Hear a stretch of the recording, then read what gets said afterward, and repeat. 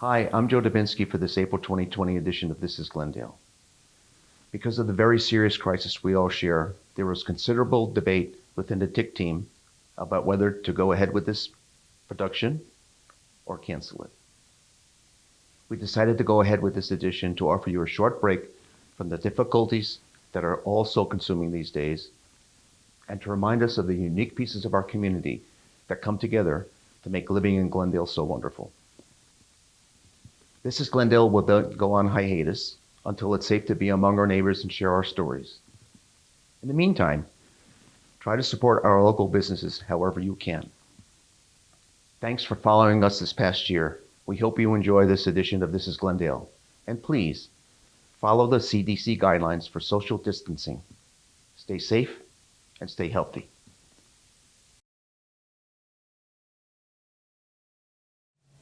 Hello and welcome to this segment of This is Glendale. I'm Beth Chorus, and today I am in the lovely home of Fran and Joe Hall. We are here today because Fran is one of our marvelous artists here in the village, and she has agreed to have a conversation with us about her art. Hello, Fran. Welcome. Hi. Thank you. Thank you so much. Quite an honor, this. actually, Beth. Well, I'm real happy that you agreed. Thank you. When did art begin for you? As a child, were you pretty much an artist even then? My mother was an artist, and there were 5 children, and so we always had a paintbrush in our hand or a crayon, a little bit of everything. So yeah, it's always been part of my world. And whenever you began your education of art, what was it that interested you? What did you get, fired up the most about? What were you doing? Well, I started out at the University of Cincinnati. I wanted to be a medical illustrator. Oh. And so I enrolled in arts and science, biology, and the sciences, and then took classes in DAP. And at that time, it was fun, but there was a lot of science, which I enjoyed. But I thought after 3 years, I decided I wanted more time in the studio. So I transferred from there to an art school. In art school. And when you finished art school, you were an illustrator? It was before computers. And everything was illustrated. And I studied gouache and acrylic, and then I was hired by Delta Airlines in Atlanta. Yeah, what did you do for Delta? People don't realize they had an art studio at that time, and there were 2 of us that did the design work and artwork that wasn't the ads or the airplanes, but it was all of the sponsors and different programs that they had, and the new inaugural flights to different cities. We do posters for the airport back in those days, if you ever remember the posters on the wall. Oh, yes. The airport, things like that. So you helped create a lot of those posters that we... Well, it was a lot of fun, and I got to travel the world. After a bit, began to do murals. Didn't you tell me that? I mean, that was your next maybe big expression of art. So tell me about some of the murals that you were working on and how you approached them. Well, that's interesting because things go in phases, and murals on walls became real popular at some point. And so I did dining room walls, I did murals on furniture, I did rooms in the round, I did a little bit of everything. Rooms in the round, we want to describe that one? There was a home in Indiana that was in the forest, in the woods, and it had lots of wild animals, lots of birds and insects, and they had a round room, and they wanted me to paint a mural, 360-degree murals. So I was over there for about 3.5 weeks on a ladder, painting from floor to ceiling. So you'd been doing murals, and then after that, you began painting more individual paintings. And I have never painted in oils hadn't at that point. It's daunting, isn't it? It was for me. Yeah. And I was gouache and then acrylics because they dry quickly on the walls. Right. And so I felt like that was painting with a stick of butter. It was so different because my training had been illustration and really tight. Right. And so I thought, okay, all right, I'll give this a try. And 2.5 years ago, I switched to oils, and I haven't looked back. I had come across he's actually a Dutch master is what I call him, but he lives in Spain. Oh. And he's a painter, a portrait painter. So I went to France, and there were 8 people in the class, and studied portrait painting, and then I had a chance to study in Spain with him alone. Oh my gosh. And that was really Oh, special. That was an out-of-body experience. I can imagine. And you mentioned that every day you had a subject from the village, usually, which is delightful. And tell us about that. Some were from the village, and then some I had brought brought photographs of Oh, okay. people that I wanted to paint Okay. and try to learn something, because each day we'd focus on maybe a background or clothing or hands or What did you eyes. say? I wanted to tell just a little bit about the art that I've done recently for the Down syndrome. Oh, yes. and for Thank you Shrine for bringing that Hospital, up. I'd forgotten. Just because it was such a treat for me. I had the privilege of painting one of the members of the Down Syndrome Association, a young girl that was 14.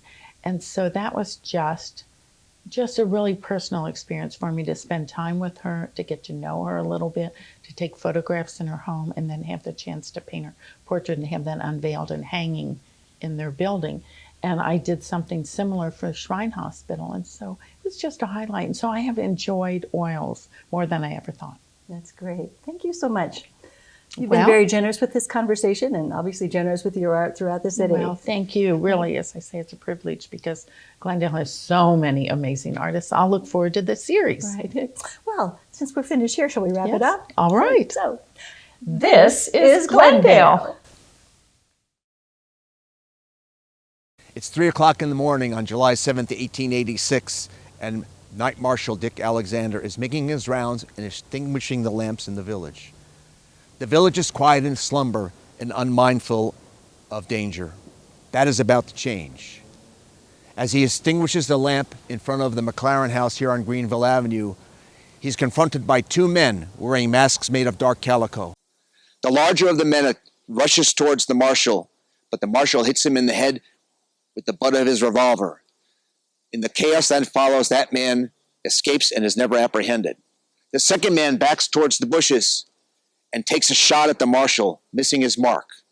Knowing where the flash came from, the marshal raises his revolver and fires a shot and whistles for Marshal Dooley, who comes immediately with a lantern.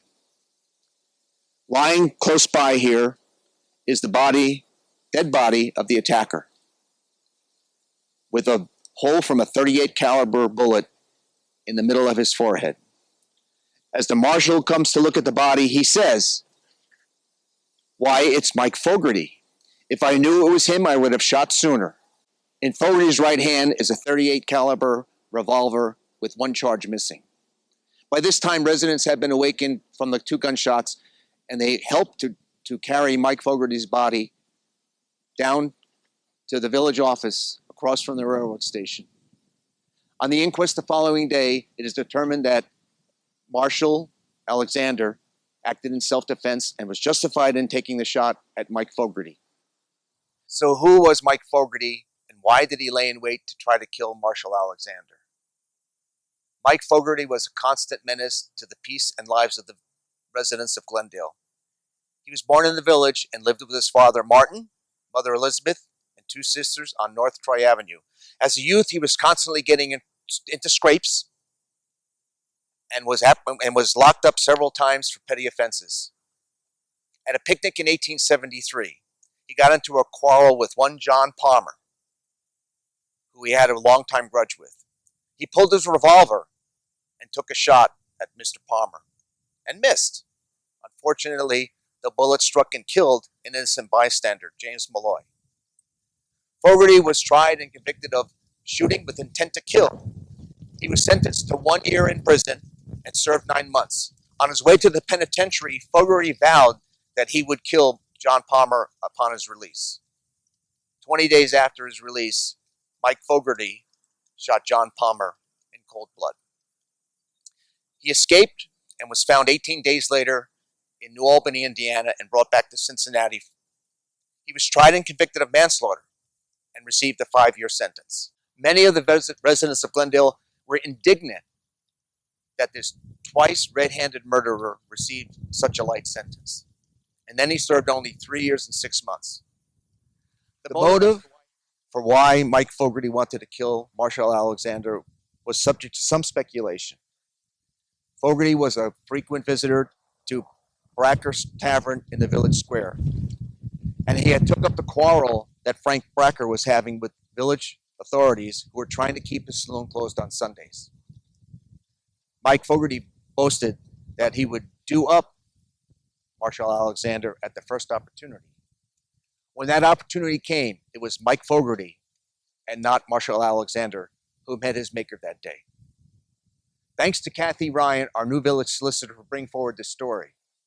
Her great-great-grandfather, Thomas Donovan, testified at the inquest. If you have a story of interest about the history of Glendale, drop us an email at thisisglendale@gmail.com. I'm Joe Dubinsky, and this is Glendale. Hello and welcome to this segment of This is Glendale. I'm Beth Chorus, and with me today, as you can see, is Mayor Don Lofty. Welcome, Don. Well, thank you for having me, Beth. And we're here to get an update on what's happening with the Quiet Zone. Many good things, I know, even though initially there were some issues with the horns still blowing, but you'll bring us up to date with everything. I will. This is becoming one of my favorite topics now because the news is now pretty good after having 3 months of the Quiet Zone. And what we're finding is that nearly all of the trains are now complying with the requirement that they not blow their horns routinely going through the village. They still blow them for emergencies, and they're entitled to do that. And one of the unexpected benefits of this whole of the Quiet Zone was that we found that a lot of the trains are sounding bells, and they're charming and they're low volume, and it's just kind of it takes us back to the really old days of trains when that's what they did. Other instances where trains sound their horns for no apparent reason. And they haven't gotten the word yet? Is that the story? We don't know the whole story yet. We do know that we've asked our residents to keep an eye out for these trains. When you see a train go by, look for the name of the railroad, usually either CSX or Norfolk Southern, the engine number of the first engine. A lot of times they have more than one engine pulling the thing. We want the first engine, and the time, whether it's going north or south, and then take a look around. Is there any reason that you can see why something on or near the tracks might have justified the horn? And if you don't find anything like that, give us a report on the incident, and we will forward that report to the railroad. Good. The railroad says they will counsel the engineers about the need for compliance. If after a time we can't get that compliance and we stop seeing the improvement that we've been seeing, we'll have to report them to the authorities. Okay. And there are fines involved, and we won't hesitate to do it. But right now we're getting voluntary compliance, and we want to work with the railroad as much as we possibly can. Great. Okay, let's go in and talk about the parking area and the pedestrian path that's going to be created. And not to mention the ugly orange snow fencing. Yeah, I didn't want to bring that up again and make you feel bad. No, I just have to. I have to do it, and I have to admit it is unsightly, and we are moving forward with plans to replace it. We will replace the fence with a black metal fence that will look very much like the one that's on the other side of the tracks at the depot. Great. So this will be on the parking lot side. And we have gotten the design approved now by the Planning Commission, the Glendale Planning Commission. We have submitted a request for approval to the railroad because technically it's their property. We lease it from them for the parking lot there. So we need their approval to make a change in it. And we are pushing as hard as we can to get their approval because there's no reason why we shouldn't get it. Right. And then we will also put the work out for bid to contractors. And when we get the winning bidder, we will start construction.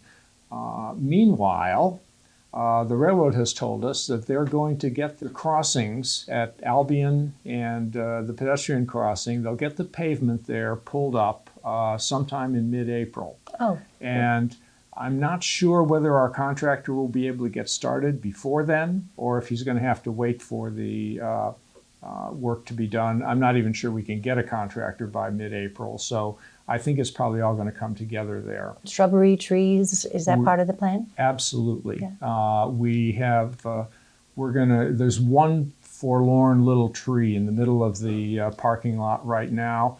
We're planning to put in at least 5 in little islands throughout the parking lot, just to make it a friendlier place. There will be some landscaping.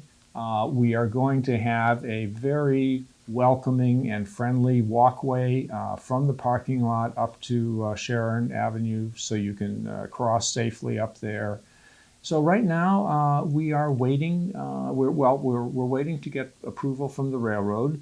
We have a call into them, and I'm optimistic that they'll give us the approval we need pretty quickly, and then it's a matter of finding the contractor who can do the job. Great, wonderful. Thank you so much. I'm sure everyone enjoys what they have heard and the positive things about the railroad.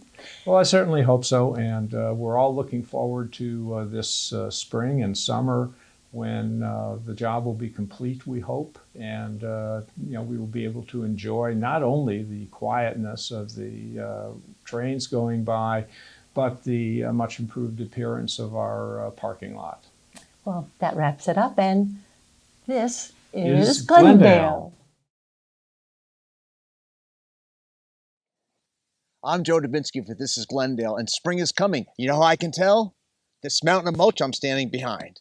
I'm here with Mick Higgins, Scoutmaster for Scout Troop 417, who once again will be selling mulch here at the corner of East Sharon and Willow Avenues. Hey, Mick.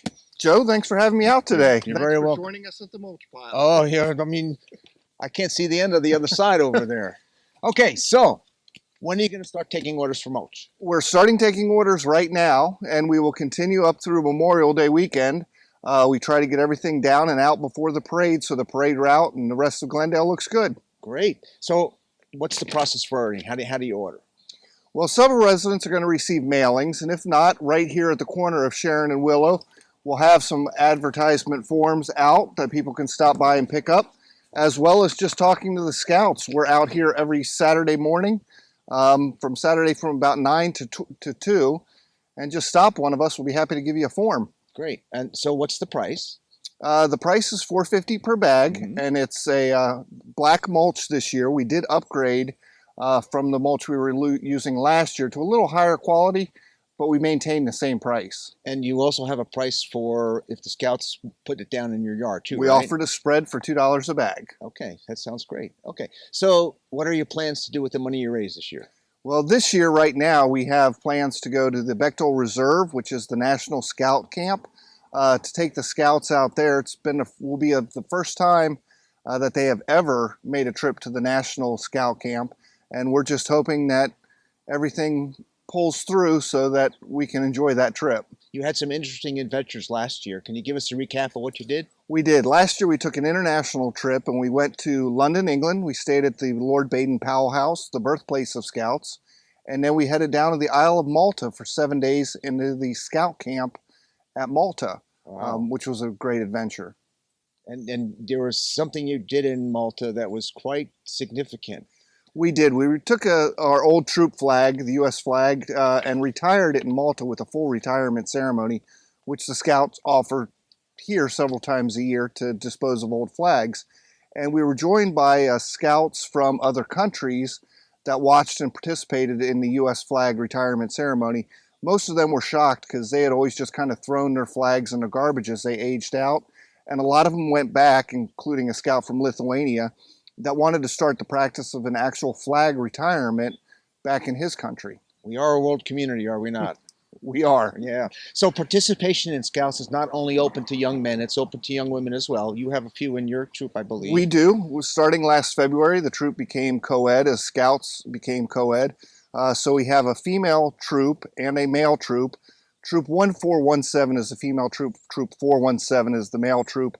But we do the vast majority of our activities and stuff together as one unit. That's great. So if some of our young men and women wanted to get involved in scouting, who would they contact? How would they do it?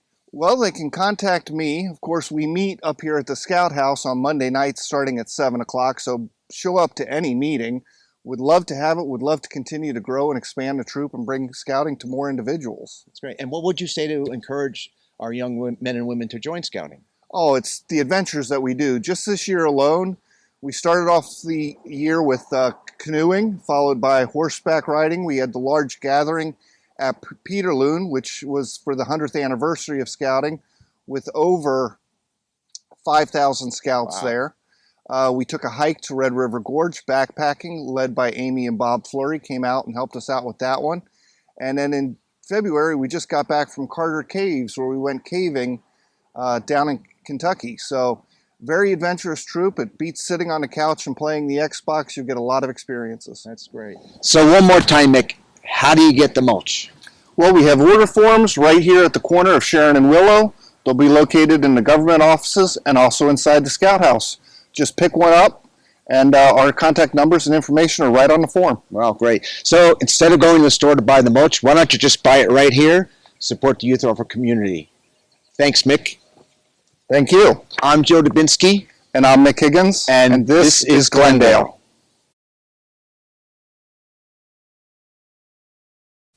Hi, I'm Joe Dubinsky, but this is Glendale, and I'm at the Glendale Community Library to talk to one of Glendale's most prominent residents. Hi, Leo.